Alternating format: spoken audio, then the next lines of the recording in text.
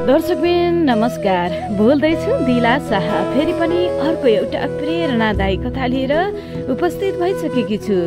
यदि हजुर मेरो च्यानलमा नयाँ हुनुहुन्छ भने लाइक, शेयर, सब्सक्राइब अनि कमेन्ट गर्न नभुल्नुहोला। दर्शकबिन आज म मेरो कथाको जिरोको मूल्य।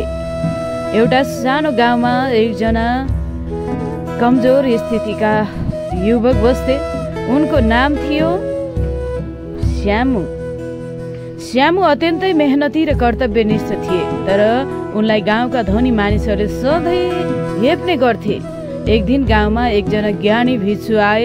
उनले गाउँलेलाई जीवनको मूल्यको बारेमा कुरा गर्दै भने, हरेक वस्तुको मूल्य तिम्रो दृष्टिकोणमा भर पर्छ।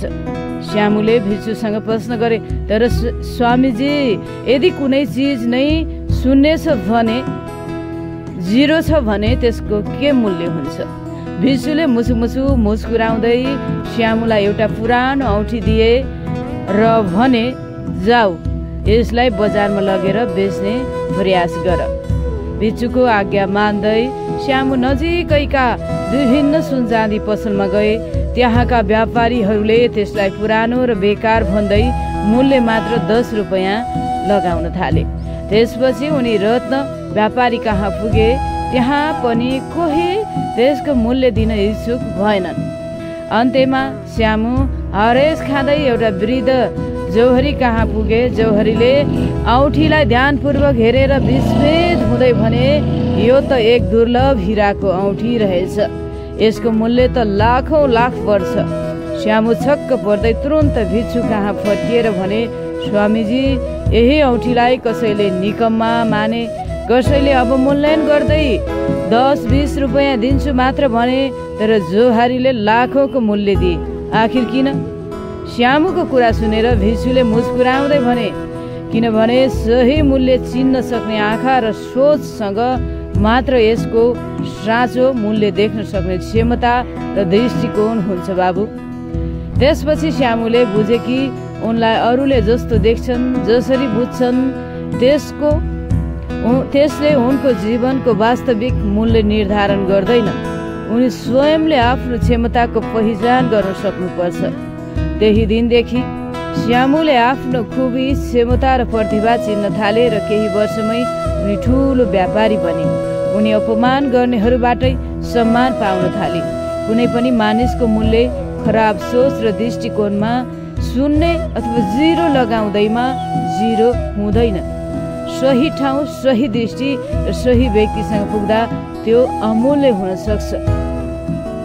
जब एकमा पछाडि शून्य थपिन्छ 10 बन्छ, 10 मा शून्य थपिँदा 100 बन्छ, 100 मा शून्य थपिँदा 1000 बन्छ। शून्यको धेरै ठुलो अर्थ छ, तर हामीले यसको मोल थाहा नपाउँदा कहिलेकाहीँ जीवनमा भट्किरहेका हुन्छौँ।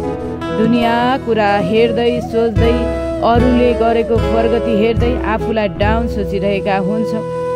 तर सम्झनुहोस्, एउटा शून्यको मूल्य कति हुँदो रहेछ। त्यसैले कसैले हामीलाई गिराउँदैमा, यस्तो उस्तो भन्दैमा हामी आत्तिनु पर्ने कहीँ कतै पनि छैन। किनकि म को हुँ, हु एम आई भनेर आफूले आफूलाई प्रश्न गरेर आफ्नो भ्यालुएट गर्नतर्फ लाग्यौँ भने हामी सबैको नजरमा असल त हुने रहेछौँ। पहिलो कुरा आफ्नै नजरमा मूल्यवान हुन जरुरी छ। यदि कसैले हामीलाई मूल्यहीन सम्झिन्छ भने पनि हाम्रो व्यक्तित्व, अस्तित्व र हाम्रो कर्मले हामी मूल्यवान बन्न सक्छौँ भने अरू कसैले जस्तो दृष्टि छ त्यस्तै सृष्टि देख्छ भने जस्तै उसको दृष्टिमा यदि राम्रो नै छैन भने कसरी अरूको मूल्य चिन्न सक्छ? उसको दृष्टि एकदमै कमजोर छ भने अरूको मूल्यवान व्यक्तित्वलाई उसले चिन्न सक्दैन। दर्शक, त्यसैले अरूले के भन्छ को पछाडि नलागेर आफ्नो जीवनको मूल्य आफै याद गरौँ भन्दै यो गजबको सन्देश बोकेको कथा हजुरहरूलाई कस्तो लाग्यो? यदि मन पर्यो भने लाइक, शेयर, सब्सक्राइब अनि कमेन्ट पनि गर्न नभुल्नुहोला। फेरि पनि यस्तै प्रेरणादायी कथा लिएर उपस्थित हुनेछु। तबसम्मका लागि म दिला शाह बिदा लिन्छु। हस्त, धन्यवाद, नमस्कार।